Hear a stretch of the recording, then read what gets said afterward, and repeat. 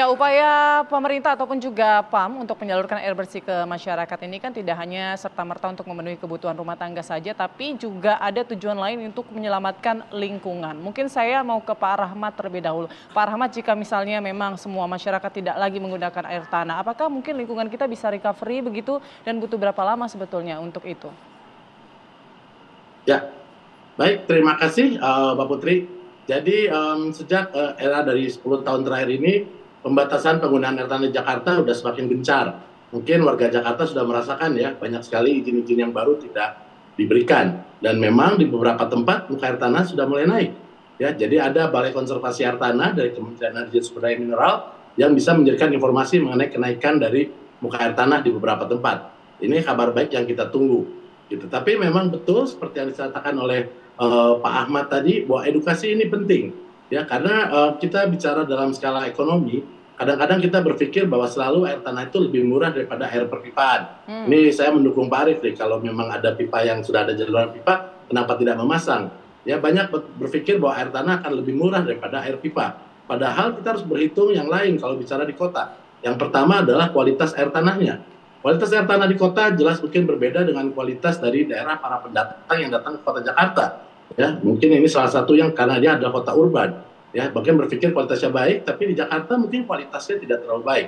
Dan ini bisa berdampak pada kesehatan, stunting, dan hal yang lain. Ya, jadi ini harus dihitung. Kemudian juga kalau bicara mengenai air tanah di Jakarta, ini harus pakai saringan di beberapa wilayah Jakarta. Berapa biaya saringan? Kemudian dia harus memasang pompa. Berapa biaya listrik? Mari masyarakat masing-masing menghitung di rumah tangga mana yang lebih murah, air tanah atau air pipa. Itu untuk daerah-daerah ini. Kemudian untuk yang PAM-nya sendiri Pak Arief, kalau memang sekarang adalah permasalahannya sumbernya belum ada, ya memang sekarang baru dari Jatiluhur. Tapi kan sebenarnya Karian sebentar lagi akan beroperasi dari barat. Nah, di luar dari dua air permukaan ini, sebenarnya ada sumber lain di Jakarta, ya misalnya seperti air recycle-nya Pak Arief. Apakah air recycle yang air buangan itu pernah dipikirkan untuk yang bukan untuk penggunaan air minum, tapi untuk penggunaan air bersih? Itu yang mungkin satu pertanyaan. Air hujan juga belum. Dan kami dari BRIN punya banyak teknologinya Pak Arief. Kita sudah sering diskusi mungkin. Bagaimana teknologi-teknologi Indonesia juga sudah bisa membantu untuk menyelesaikan permasalahan ini. Terima kasih Pak Rahmat. BRIN sudah siap nih untuk membantu PAM menyalurkan air bersih untuk warga Jakarta. Mungkin Pak Rudi mungkin harapannya apa yang mungkin ke depan dilakukan untuk PAM maupun juga pemerintah, singkat saja ya Pak Rudi. Iya, saya mengapresiasi apa yang disampaikan oleh Pak Nur tadi. Ya, jadi saya tidak menyebut edukasi Pak, tapi diseminasi. Bagaimana masyarakat bisa mengikuti, mendapat informasi tentang apa-apa yang sedang dilakukan oleh DKI. Yang terakhir ujung tombaknya adalah PAM. Tapi kebijakan, rencana itu ada di Bapeda, ada di Dinas Sumber Daya Air, dan di Dinas Cipta Karya, beliau mengimplementasikannya. Maka perlu dilakukan social mapping. Social mapping apa yang sudah beliau utarakan tadi. Jadi secara spasial, bagian mana sih yang rawan-rawan sekarang, dan bagaimana mengenai lokasi-lokasi yang ini. Sehingga dari situ nanti kita bisa mengatakan dan masyarakat tahu, oh nanti roadmap yang mau dilakukan oleh PDAM seperti ini, kami ada di sini, mungkin sekitar 3 tahun lagi kami baru kebagian. Tapi di masyarakat. Ya? Tapi kalau yang dalam kaitan itu, maka kita jangan berharap permukaan tanah Jakarta bisa naik lagi. Land ini akan sudah turun sekian, kalaupun kita membenahi air tanah dan sebagainya, yang sudah turun itu tetap akan di situ.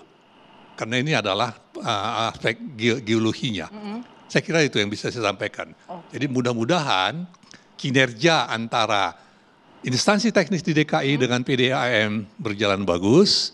Dan itu bisa dilihat oleh masyarakat. Paling tidak permukaan air tanah tidak semakin turun begitu ya Pak Rudi. Baik, Mas Ahmad, mungkin apa harapannya atau mungkin catatan yang bisa direkomendasikan? Ada 3. Saya pertama adalah kita selain solusi jangka pendek kepada masyarakat Jakarta ya, yang terutama yang 30% tadi Pak yang belum mendapatkan layanan PDAM, ini mungkin bisa dipercepat ya tentunya dari PDAM yang menyiapkan pipa-pipa tambahan.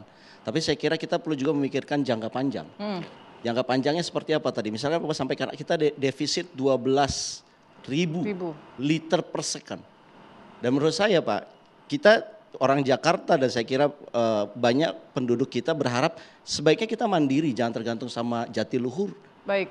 Sehingga yang kita bisa buat adalah harusnya kita berpikir ya sungai-sungai yang melintasi 13 ini memang kenyataannya baru 5% total. Yang bisa digunakan. Bagaimana kalau seandainya kita sudah ada program normalisasi dari gubernur, setiap gubernur memimpikan normalisasi atau naturalisasi sungai. Baik. Tetapi yang paling penting adalah kalau kita ngambil juga dari sungai Jakarta, kira-kira orang Jakarta kan akan berpikir kalau dia akan buang sampah di sungainya sendiri bagaimana. Jadi kita lebih memacu, memotivasi lingkungan orang-orang Jakarta. Baik Mas Ahmad, terima kasih. Mungkin singkat saja ya Pak Arief, waktu kita terbatas sekali. Mungkin apa target ke depan dari PAM?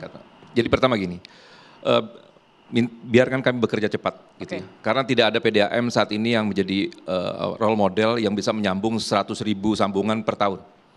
Ini kita akan berita kalau sampai 2030 kita sisanya 1 juta, berarti itu 150.000 sambungan per tahun gitu ya. Jadi pasti memang akan cukup masif di lapangan gitu ya. Jadi saya berharap masyarakat bisa mentoleransikan ini gitu ya. Itu yang pertama. Yang kedua, yang sudah masuk PDAM, tolong kemudian masyarakat mau memakainya.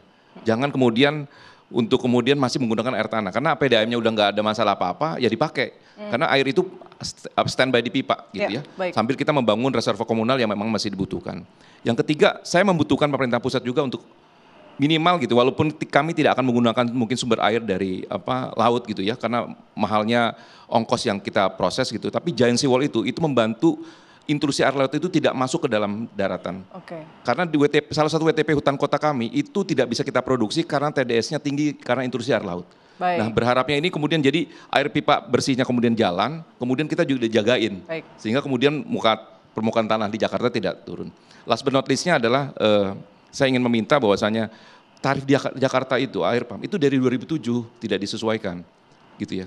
Dengan kondisi ini kita nggak bisa melakukan ekspansi. 4.000 sampai 7 km itu sudah dalam kajian yang konsultan kita ya, internasional konsultan, itu sangat tinggi. Baik, intinya adalah PAM juga mengimbau ya untuk masyarakat tidak lagi menggunakan air tanah dan beralih ke PAM agar tidak tujuan yang tadi kita sampaikan ya, ini tidak hanya serta-merta memenuhi kebutuhan rumah tangga tapi juga untuk penyelamatan lingkungan. Dan jangan lupa Pak, BRIN bersiap untuk memberikan teknologinya membantu soal penyelesaian permasalahan air bersih. Baik, terima kasih banyak Bapak-Bapak, Pak Rahmat, Pak Rudi, Pak Arief dan juga Mas Ahmad yang sudah hadir pada malam hari ini. Terima kasih pemirsa setia TV One, saya Putri Windasari pamit. Sampai jumpa.